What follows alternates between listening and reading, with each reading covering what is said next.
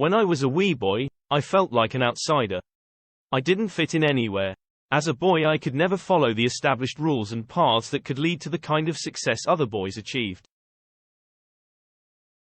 The one thing that made me feel less of an outsider was to be alone on the road. I'd leave the house and just start walking. I realized that if I fitted in anywhere in the world, it was here, just rambling along to nowhere in particular. I never worried about getting lost.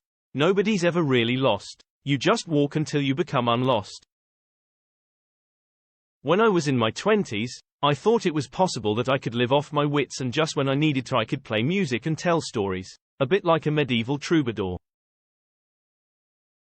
The call of the road was so strong in me that, even after I was married to my wife Pamela Stevenson, I once proposed I should become a full-time hobo. I'd stride out onto the open road and just turn up at home whenever I needed money. I dearly wish that conversation had gone a bit better than it did. I think any man or woman who's got a faraway look in their eyes is a rambling man. To be a rambling man, you don't have to live your life on the road.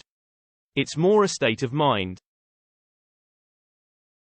An ideal. The feeling of being on a motorbike is second to none. I once had a great biker jacket made for a tour I did of New Zealand. The name of that tour, Too Old to Die Young, was written on the back in Hell's Angel-style typography and with a logo of a skull. A woman in Los Angeles created it for me. She told me she had to get permission from the Hell's Angels team because they're quite particular about their style and trademarks. Anyway, I was out riding by myself one morning in Wellington wearing my jacket when I realized I was being flanked by Teamsters from the Mongrel Mob.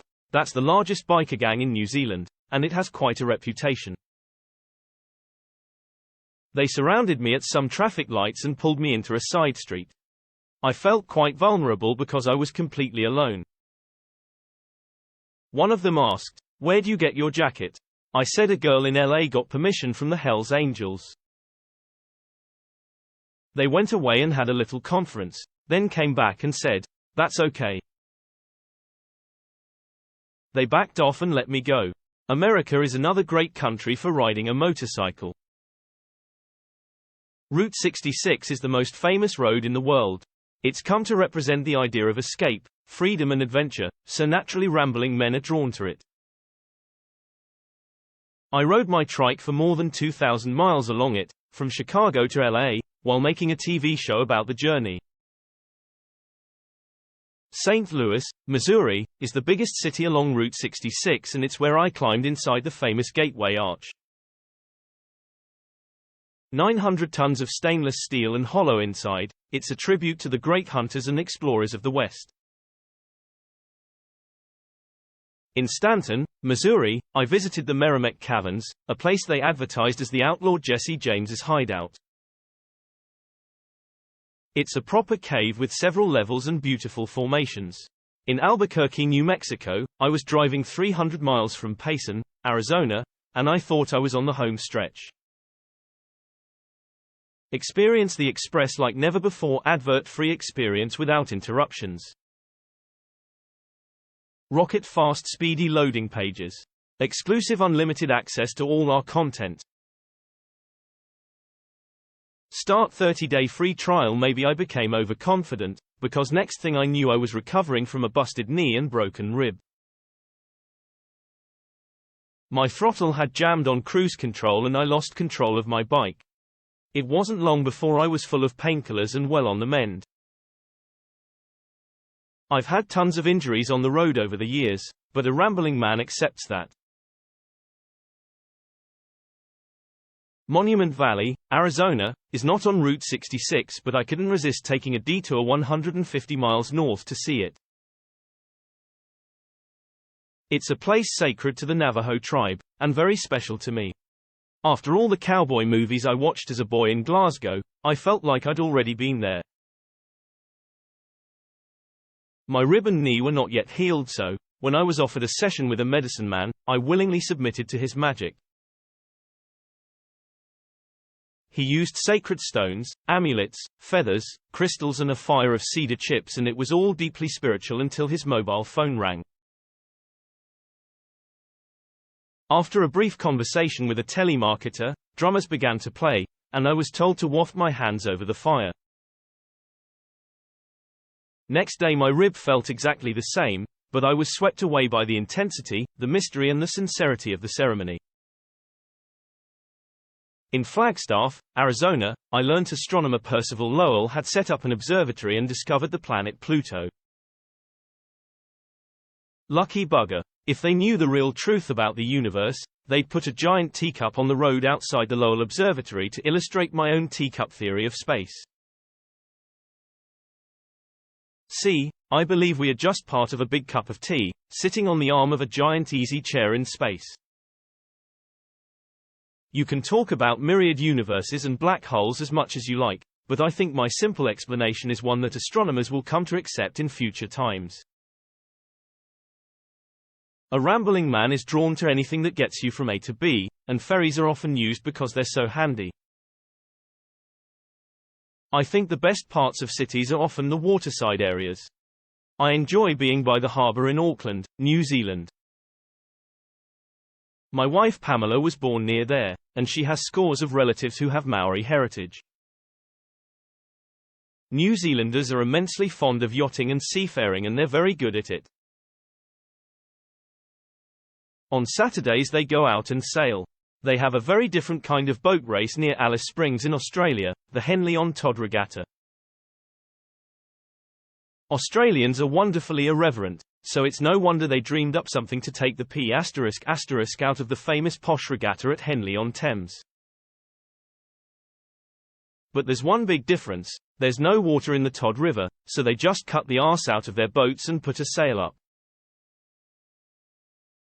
Then, 8 to 10 people get inside each boat, hold the sides and run along the sandy dry riverbed. It's supposed to be an annual event, but, on rare occasions when it's rained, the fun is ruined and they have to cancel the boat race because the river starts to fill up. That kind of nonsense is delightful to me. I've never grown up. I've never become a man. I'm immature. I'm a man-child. For instance, I've little interest in polo, but when my manager said, "How would you like to go to Nepal and play polo on an elephant?" I said, "I was just about to ask you if I could do that." When I arrived at the famous hotel called Tiger Tops, everyone else was in smart breeches and high polo boots, but I was stuck with khaki pants and a pair of desert boots. Next day we went to the polo field in the foothills of the Himalayas. The celebrity team was me, Ringo Starr and his wife Barbara Bach, Steve Strange and Max Boyce. What a weird collection of people. The other team was made up of proper polo players, Nepalese guys who worked for King Mahendra, the King of Nepal. It was he who hosted the game, sponsored by Cartier. I was told to get on my elephant, but nobody showed me how, so I just improvised. I ran at it from behind, jumped on and put my feet behind its head. We got beaten in the end. Well, of course we did. None of us knew what we were doing. Rambling men love playing tricks on people for a bit of fun. When I was touring with Jerry Rafferty, I liked playing elaborate pranks. Once Jerry and I were playing Jimmy Logan's Metropole Theatre in Glasgow, and there were a lot of folk acts. We were looking round backstage for things to do, and we found a fairly lifelike rubber snake. We tied this snake to a riser microphone that was sitting below stage on a small mechanical platform, ready to rise vertically onto the stage. As the next singer, a female folkie, walked towards the audience, the mic rose up for her, and just as she reached it, she saw the snake and screamed. The minute I met Ralph McTell, I knew he was a fellow rambling man. He played an acoustic guitar and sang wonderful songs about searching, longing and discovery. I became his friend, which was a wonderful thing, being a friend of a guy who was the real deal. We understood each other. Ralph wrote and sang the marvelous song Streets of London, which is a kind of rambling man anthem. My all-time country music hero Hank Williams, who sang Long Gone Lonesome Blues, is buried in Birmingham, Alabama. He was the man. There was a border of stones around his grave. You're not supposed to take one, but I couldn't resist. I've always liked graveyards. I like reading the headstones. Lots of them have Bob Dylan's line, "Forever Young," written on them. Pish. We're not forever young. We're forever decomposing. Forever dead would be more fitting. I was thinking, I'd like, Jesus Christ, is that the time already? On mine, but Pamela was shaky about it, so we settled on, "You're standing on my balls," in tiny wee writing. I've never been scared of graveyards. I always felt kind of welcome there. I used to walk around in graveyards when I was a kid, but I haven't the foggiest idea why. I did a whole TV series in the US about death called The Big Send-Off. It explored the one certainty in life, that we're going to die. Reports of my own recent demise have been greatly exaggerated.